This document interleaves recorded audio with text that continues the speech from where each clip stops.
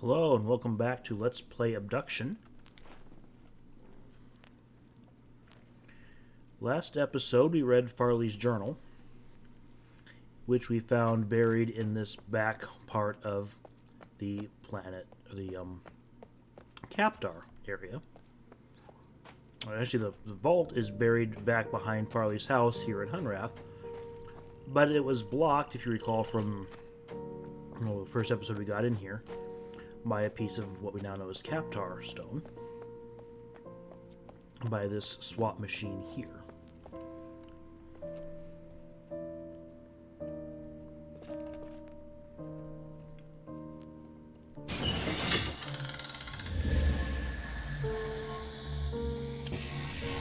So let's swap back to Kaptar and keep exploring, because we're not done there yet. We still haven't hooked the tree back up yet.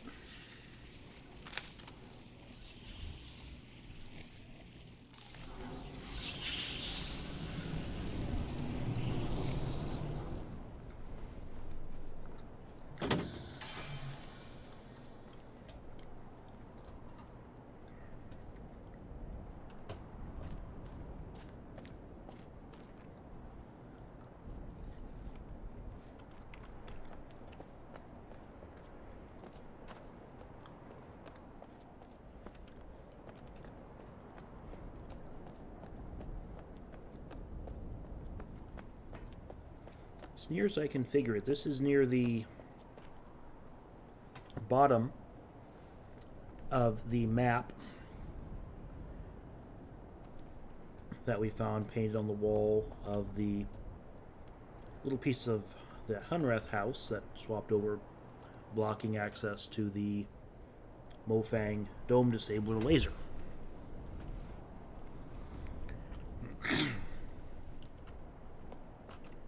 So that path was a dead end that went to the Hunrath area.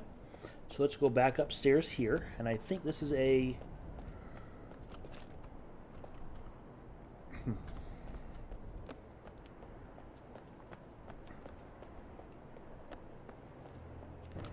Okay. I'm trying to remember if that was the whole point of the entire leg of this journey, or if there was another... Ah, here it is. So we rode one of these things on the other side that moved a giant claw out of our way to access the staircase to get us to the far side to the temple area. We have another platform here.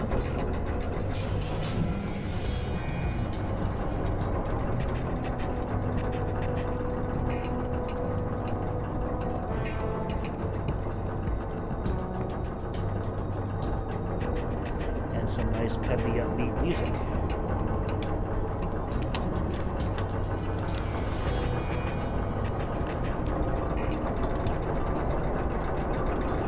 Which I forgot to put in the headphones. So it's probably picking up the desktop microphone as well. So we've been here before.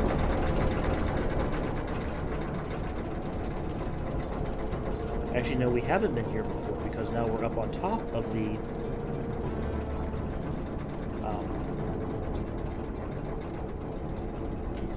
area, and we have access to this elevator over here.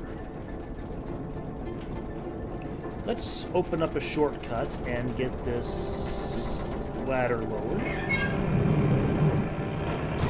And that brings up this immensely complicated looking box. Alright.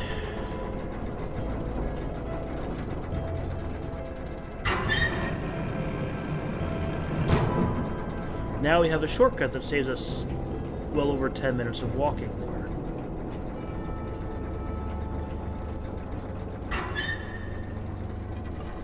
Let's go down the elevator.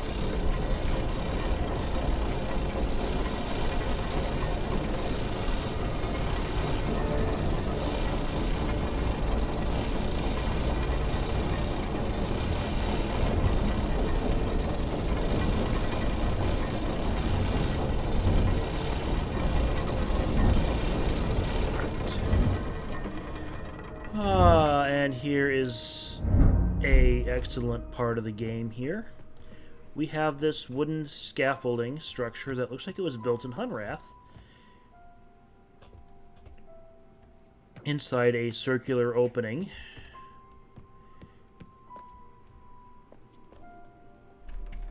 That goes up to a locked door. There's another locked door directly opposite.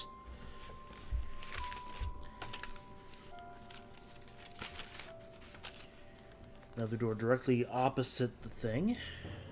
Does this configuration remind you of anything that we may have seen in Hunrath?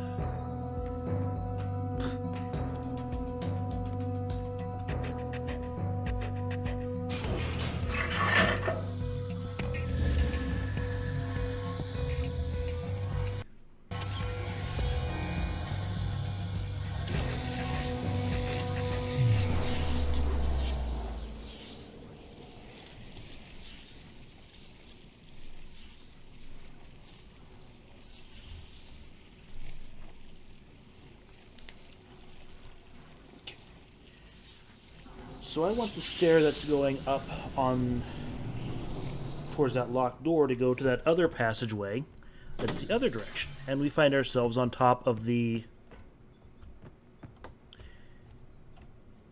thing where that sphere was sitting on top of the tower thing. And if you recall from all the way back when we were dealing with this section, we have a button here that rotates the sphere.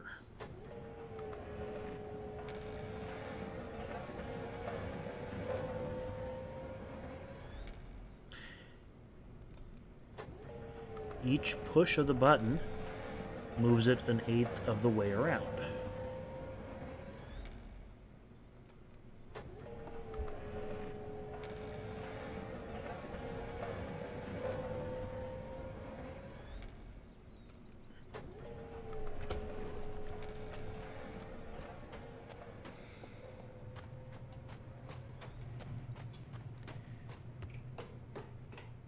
The upper level was exactly opposite where I wanted it.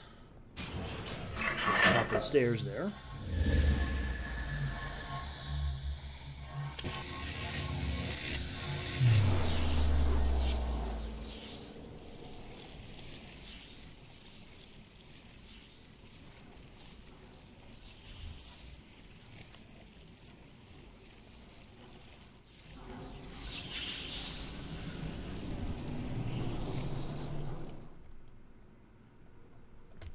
So now we should be able to go, not backed out that way.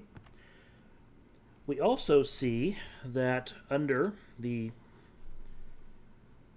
path is another one.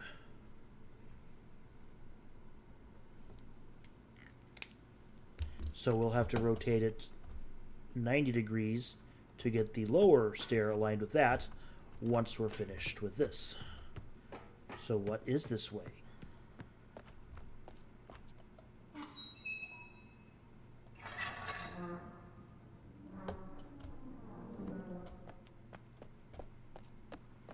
If you guessed a shortcut back to the temple, you guessed correctly.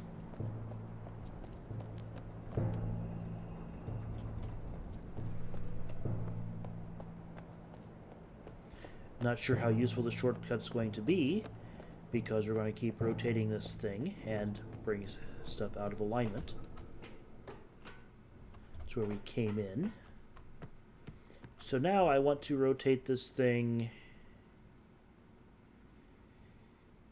6 notches. Actually, there's an output there too. Now I want to rotate this thing 2 notches to get us lined up with that. So let's go back to Hunrath.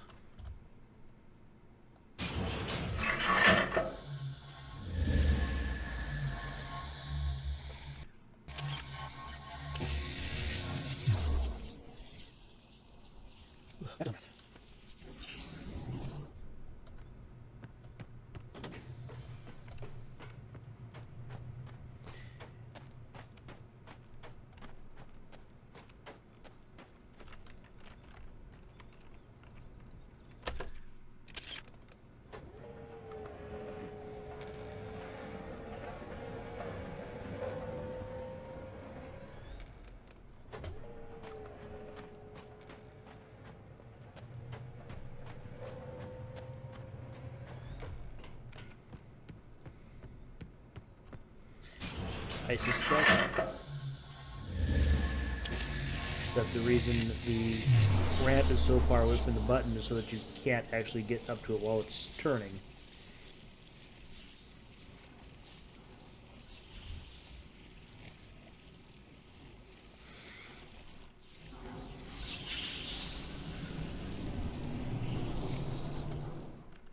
Okay. If we go down this direction, hello, Arai beetles. Come up here and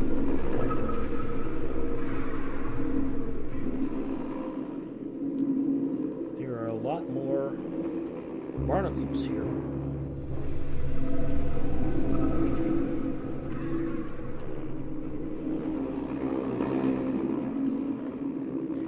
And there are two directions we can go from here. One is down that path.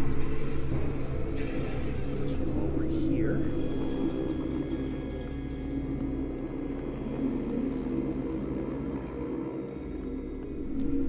This takes us to the tree. Well, almost. Because there's this wheel of crushing anybody foolish enough to crawl through it while it's moving, blocking the path. So we'll have to go back to the control area and shut down that wheel. Whichever one that was. But first we get to go over here and figure out what the heck happened here.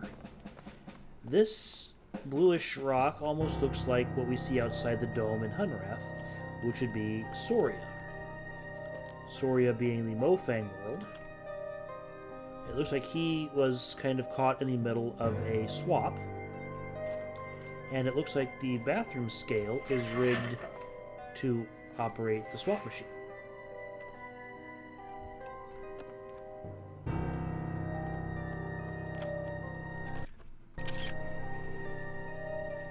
Please read thoroughly. We must have every detail in place. Our lives and our species depend on this being executed perfectly.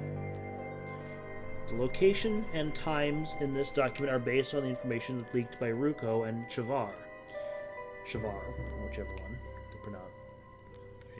Our lives depend on the accuracy of the information we receive from them. Remainers, CW, Earth, Trar, Prar, and Orbar in Arai, and one Polyarch Arai in Kaptar.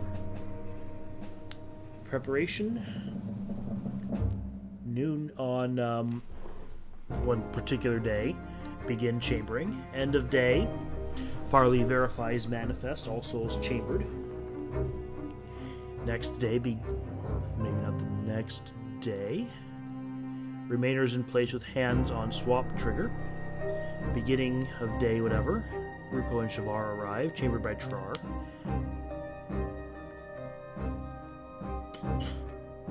Trar on guard at chamber. Trigger time. Hour 5-minute 33 could vary plus or minus. Trigger locations as prescribed. All locations should have small error allowance. Murray has largest margin of error potential. Be alert. Trigger task. Trigger reswap immediately after swap. Any delay increases the risk of detonation in a home sphere and the risk of a remainer being disabled in Mofang. Farley will ensure all remainers, or in the case of the Kaptar, the remaining Polyarch, receive and understand this document. Okay. So the Mofang transported in here with that dangerous sphere thing that we saw on the posters in Hunrath. The ones that do not ever approach this thing unless it's disabled.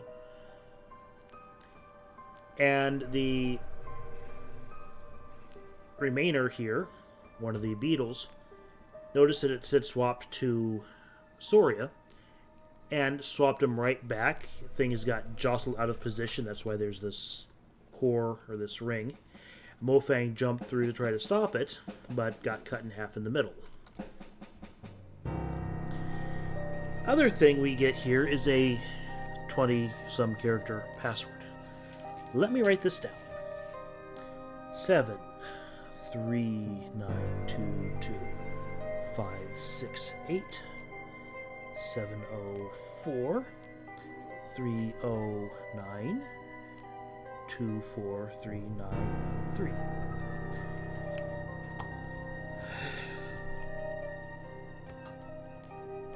Didn't I just say that I didn't want to see 20 character passwords in this game several episodes ago? Oh well. Okay, so we now know what happened. Presumably, the Mofang got their explosive back. I don't know how armed and ready to blow it was. If it was imminent, or if it was merely...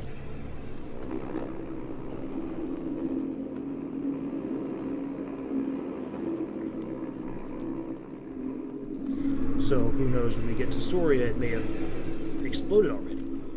So I can't go that way. I seem to remember there's another path out of here that is actually a shortcut. And it looks like if we go up this way, we find that big locked door.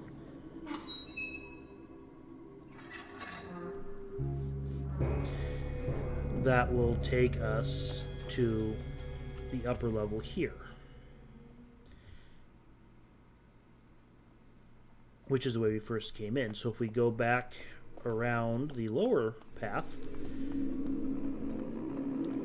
we should be able to move 2 more notches, put this thing back where it used to be, and then have a direct path from the elevator through to where we need to go.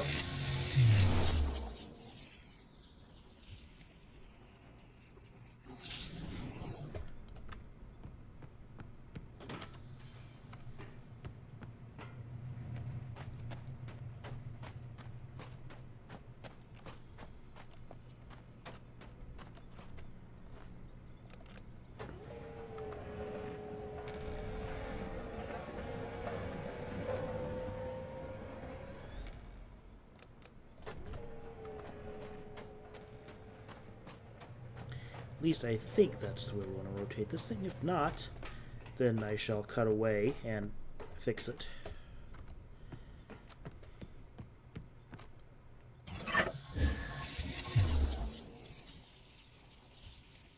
And I shall down goes to the elevator.